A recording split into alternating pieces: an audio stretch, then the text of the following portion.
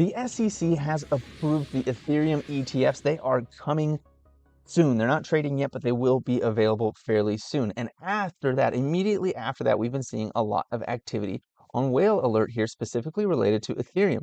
You can see that lots of Ethereum is moving around. Here, just 8 minutes ago, 10,000 Ethereum moved from Falcon X to Binance. We saw 4 hours ago, 6,000 ETH from Coinbase Institutional to Unknown Wallet. 4 hours, again, 4 hours, 6,000 ETH to Unknown Wallet. 6,000 ETH to Unknown Wallet. Let's see down here, almost 6,000 ETH to new Unknown Wallet. 5 hours ago, 60. Oh yeah, lots of USDC moving to Coinbase Institutional because they're looking to sell. This is also 30,000 ETH 4 hours ago went to Coinbase Institutional. Someone is also looking to sell.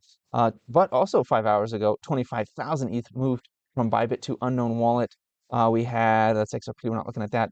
10,000 Coinbase ETH found its way to Coinbase. 5,500 ETH to Unknown Wallet. 9 hours ago, also 9 hours ago, 6,000 ETH nearly to Unknown Wallet. Against nearly 6,000, 5,912. This must be the same person over and over again. 9 hours ago, moved from Coinbase Institutional to Unknown Wallet. You get the picture. Lots and lots and lots and lots of ETH is moving to Unknown Wallets for stacking for the most part. There's some large sellers coming through, but it looks like there are more large stackers coming through on this one. The other thing that's really interesting that I saw that came out from Watcher Guru was that Standard Chartered Bank says that Solana and XRP ETFs could launch in 2025, which would be really amazing. I do hold both of these. My Solana position is significantly larger than my XRP position, but if that were to happen, that would be in line with something like a $1,000 Solana in the 2025 rally that is likely to come, since that is the year after the halving year, which is traditionally the big run up on crypto. So that would be pretty exciting if that happened in 2025. Now let's also take a look at the Bitcoin fees for the day. They're only at 84 cents right now, between 56 and 84 cents. Remember a few months ago when they're in the 20s and for a short period of time in the 200s? Well, this is going to hurt the miners, the Bitcoin miners here, being significantly lower in terms of fees than they have been at the beginning of the quarter. So hopefully they were able to stack a lot of fees at that time, because right now they're actually not doing super hot there. The other thing that happened was yesterday, the money market funds report came out for May 22nd, and it grew by over, was it $16 billion? It's grown over that much since the week before. $5.7 billion came from retail, 11.36 came from institutional, and it is up to $6,065 billion in the money market funds, meaning that there is a significant reserve of cash just waiting to be deployed when the time is right. So this is pretty exciting. I like seeing that and watching it grow.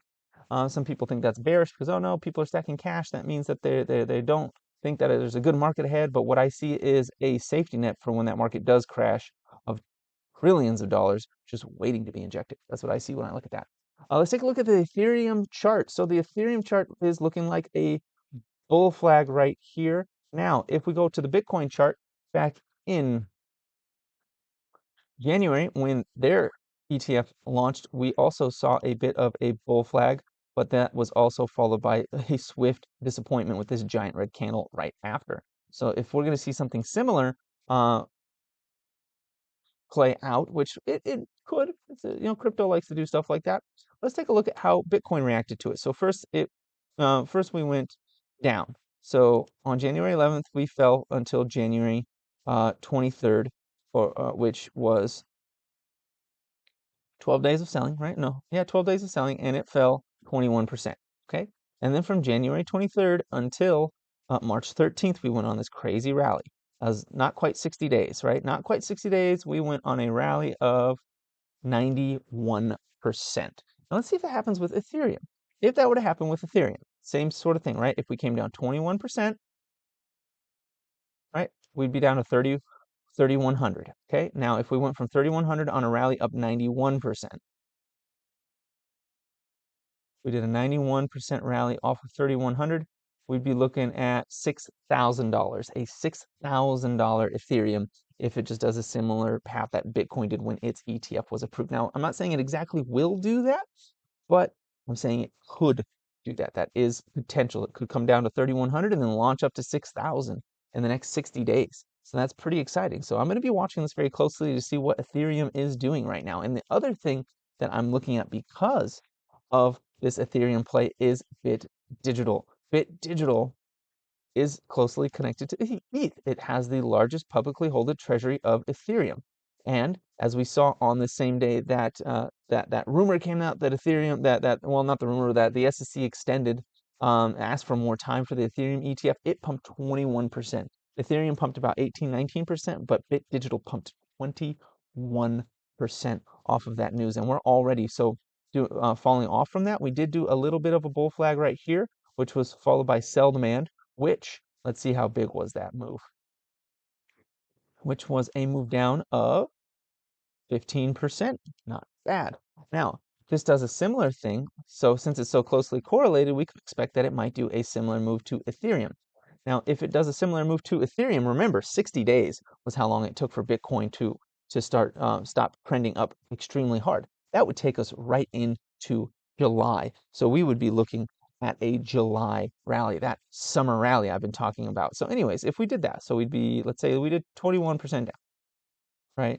21, 22% too. So 220, about 220. So if we started at 220 and we went up 91% with Ethereum, which I think we'd go a little bit higher. So 220, close enough. I think we go a little higher than that because went a little higher than Ethereum last time. So it's reasonable to expect that. That would take us up to about 437 for a summer rally. Now, there's one more factor on Bit Digital that I think will send it higher, and that is the fact that Bit Digital has 28% short interest right now, well, 28 to 26%. And that means that a short squeeze, if it went up this high, a short squeeze could be triggered. If that were to happen, we could see hundreds of percent more than this, meaning we could see something in maybe even the 200% range, which would take us solidly up to, let's see, about 200% range. That would take us up to about almost $7 on Bit Digital for a summer rally if a short squeeze is triggered off of an Ethereum rally that took Bit Digital up with it. So that is something I am watching very, very carefully. I want to see that happen. I want to watch that I want to see, honestly, in the next 2 to 3 weeks, I want to see this thing eclipsing, $3 again, as Ethereum starts to climb up. That is what I'm watching for the summer rally. Now, that doesn't mean it absolutely is going to happen. We could be frustrated in this attempt to go higher.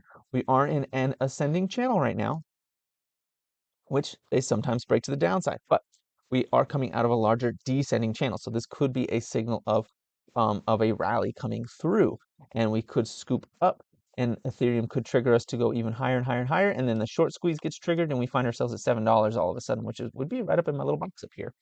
And that'd be pretty exciting, man. That'd be such a good summer, wouldn't it? I'd be taking out my cost basis and just running on free money from there. That'd be very, very nice.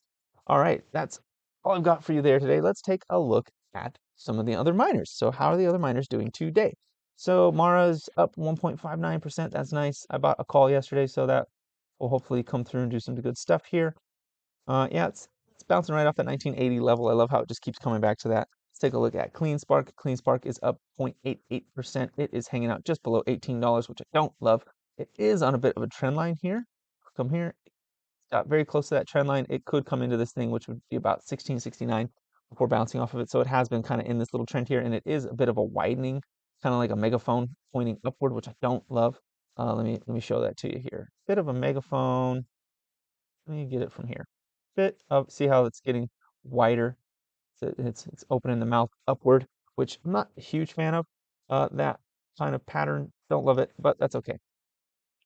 I really just want to see it get over like that $20 mark here. Look at that blow off top just the other day. I should have done something about that, I guess. Oh well, this is very much a blow off top here. That was, which day was that? It was Wednesday. Wednesday was definitely a blow off top candle there. So let's move on to Riot. How's Riot doing today? Riot is up almost 2%. We are kind of just floundering around between, what is this, between like 10.96 and $10. And we've been stuck in that range largely since May 2nd. So it's kind of boring on Riot right now. Let's take a look at Bitfarms. How's Bitfarms doing today? It is up 0.5%. We are above this green trend line here. I like to see it. We are forming a bit of a pennant in the last couple of days here. Hopefully that pennant likes to break to the upside and it'll take us up over that back over $2 and maybe up to the 250 range again. I would really like to see it just break above $2 and hold it strong. That would be really, really great for Bitfarms. Take a look at IREN. It ran up so much the other day. What's it doing now? So, oh yeah, I was playing with showing a double bottom here on a weekly chart. Let me just get rid of that. So there was a bit of that. We also have a bit of an inverse head and shoulders coming through here. I do like that today is green, 758 there. I would be looking for this in this particular chart. Let me get myself some SMAs here. Let it load a second. Oh yeah. Okay, so we're at the top of the Bollinger. I don't love that necessarily. Am I on the 20 or the 13? I'm on the 20. Okay, that's good. So we came back to the 5 bounce. That's good. We could press up into this with good momentum. We could potentially press up into the top of this Bollinger Band and move up towards the $8 range. We could. I don't know if that necessarily will happen because we are at the top of the range of the RSI. The volume oscillator is pointing down, meaning that it is losing steam a little bit here. I would be looking for a return to, honestly, I'd be looking for a return to the midpoint of this double bottom that I'll point out here on the weekly chart in a second. Go to the weekly. And let me turn off this so we can see this more clearly. So I would be looking for a return to the midpoint of this double bottom here. This double bottom here, you can see a bottom there, a bottom there. The midpoint is this white line. I'd be looking for a return there, which is about 665. Doesn't mean it'll get exactly there, but I'd be looking for it to start to trend that way. If we get a nice big wick on the top of this candle here today, I would be expecting it to be similar to like what we saw back here on February 12th, where we had that nice blow off top candle followed by some weakness. Now, I don't think it'll be as weak as it was in February. I don't think it'll do that. I think we'll probably see it come back to support, which would be about that 665, maybe to the top of this candle right here on the weekly. This one or this one right there to 602. I would be looking between 665 and 602, maybe a slight wick lower into the high fives. That would be like my worst case scenario on IREN right now if it were to start pulling back. Now, we did hit the very top of this ascending channel here. And the midpoint for this ascending channel, if we were to come back to it, would be right in that range here, which would be at 652, which would also coincidentally be the top of this descending channel right here, which would also be a pretty wicked launch point for a summer rally, if you ask me. So that's what I would be looking for at that. Yeah, that's exactly what I'd be looking for. I'd be looking for it to come back to about 665, maybe to the midpoint here to the of the ascending channel, top of the descending channel, bounce from there at about 650-ish, and then from there go on its summer rally. That's what I'm watching for that right now.